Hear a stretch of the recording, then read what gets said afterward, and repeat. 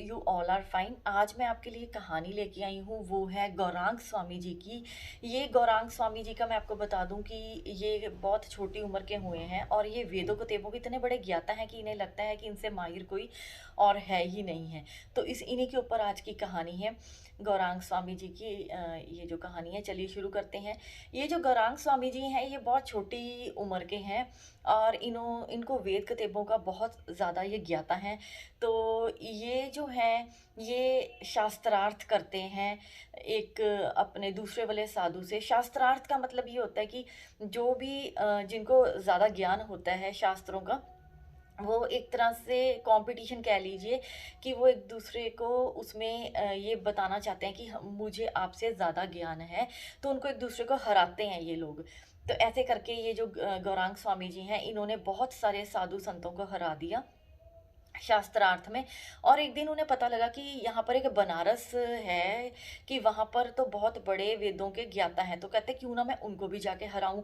उन्हें अपने ऊपर बड़ा अभिमान होता है कि मैं वेदों के तेबों का मैं ही सबसे बड़ा ज्ञाता हूँ और मैं सबको हरा सकता हूँ।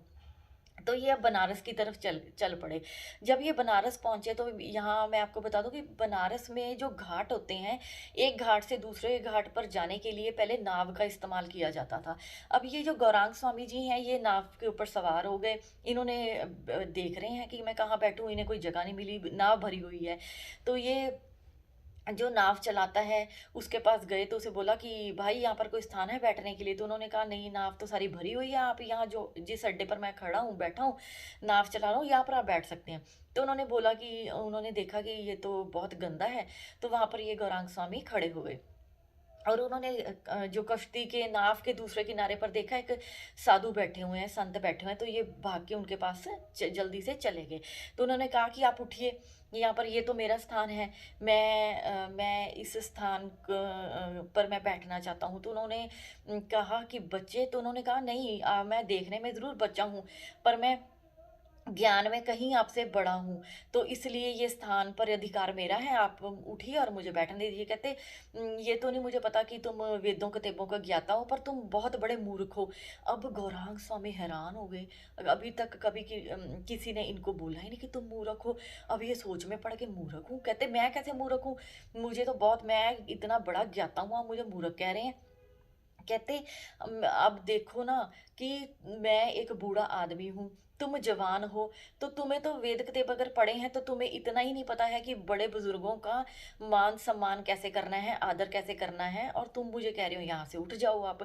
तो ये तो सही नहीं है। तो कहते वेद किताब क्या कहते हैं, वेद किताब यही कहते हैं ना कि भगवान को याद रखो।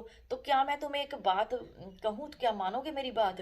कहते हाँ हाँ बताइए। तो कहते कि मैं ना तुम्हें कहता हूँ कि तुम्हें एक नाम देता हूँ, तो तुम्हें वो याद रखना है। तो वो कहते हाँ जी बताइए। तो उन्होंने उसे जो नाम दिया, वो राम शब्द जो दिया, राम का।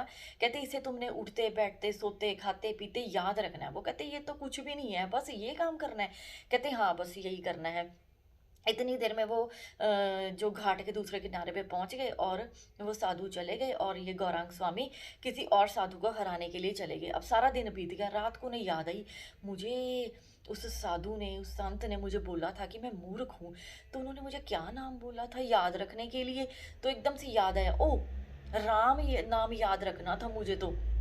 तो उन्होंने कहा कि अच्छा चलो कोई बात नहीं, मैं कल से राम नाम याद रखूंगा। अब अगला दिन हुआ, फिर से वो अपने कामकाज में लग गई, इधर जा उधर जा, शास्त्रार्थ कर, सभी को हरा। तो ऐसे करते फिर रात हुई, फिर वो ओहो आज तो मैं फिर नहीं नाम याद कर रख पाया। तो ऐसे करते करते कितने महीने बीत गए, और एक दिन उनके मन में एक गिलानी आने लग गई कि मैं सच में मूर्ख हूँ कि मुझे एक छोटा सा नाम नहीं याद रह पा रहा। अंदर बड़ी मन में चोट लगी और वो सन्यास के लिए किसी जंगल में जाके बैठ गए और राम राम राम नाम जपने लगे। और क्या फिर उसके बाद क्या हुआ कि उन्हें, लेकिन वो राम नाम याद ही नहीं हो रहा था। और उन्होंने सोचा कि मैं सच में मूर्ख हूँ और मुझे तो मर ही जाना चाहिए, मैं इतने बड़े वेद किताबों का ज्ञाता हूँ, मुझे एक नाम नहीं याद रह पा रहा। तो वो ये सोचते सोचते उन्होंने कहा कि आज तो मैं मर जाऊंगा। तो वो नाव में बैठे, तो उन्होंने सोचा कि मैं पानी में जाके अब छलांग लगाकर मैं मर जाऊंगा।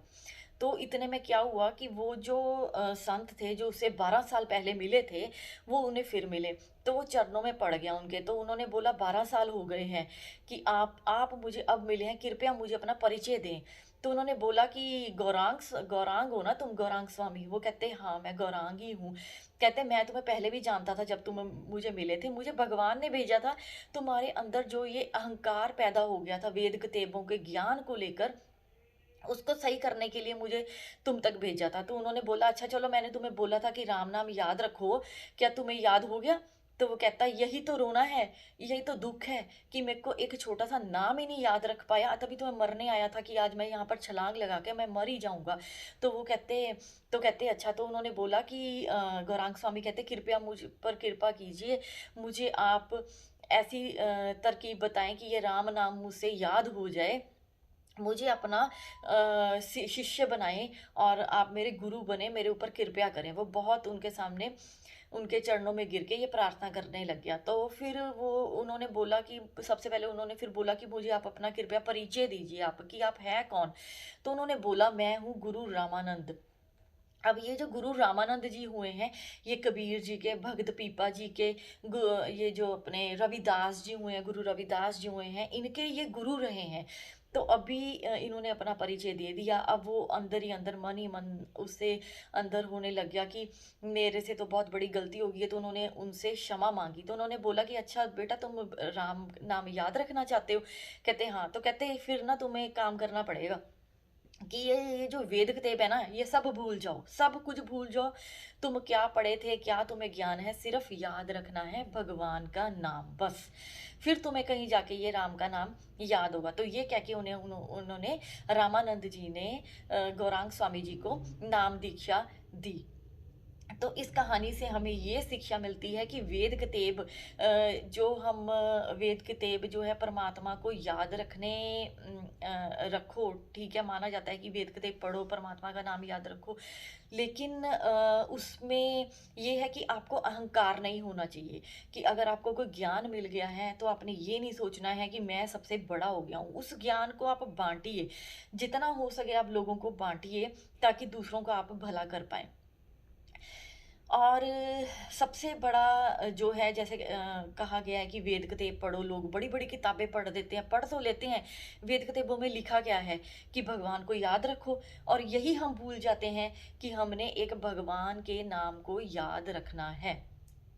तो ये जो गौरांग स्वामी हुए हैं, इन्हें जो ये राम का नाम दिया था, ये वो राम नहीं है जो रामचंद्र हुए हैं। राम का मतलब है रमा हुआ, जो कण-कण में मौजूद है वो भगवान। वहाँ इस राम का यहाँ पर ये अर्थ था। तो इस कहानी में मैं आपको यही कहना चाहूँगी कि जब भी आपको कभी जैसे आप भगवान को याद करते हैं, उनकी कथाएँ सुनते हैं, या आपको जब भी कोई नॉलेज हो जाती है, तो उस नॉलेज को आप औरों में बाँटिए, ताकि इससे और लोगों का भला हो। और ऐसा करने में जो दूसरे लोग हैं, उनका जो है एक नज़रिया जो है भगवान को लेके, वो आप एक अच्छा बनाएँगे, वो भगवान की तरफ और ज़्यादा बढ़ेंगे। ठीक है, तो मैं उम्मीद करती हूँ आपको आज की कहानी स्वामी गौरांग जी की पसंद आई होगी। धन्यवाद।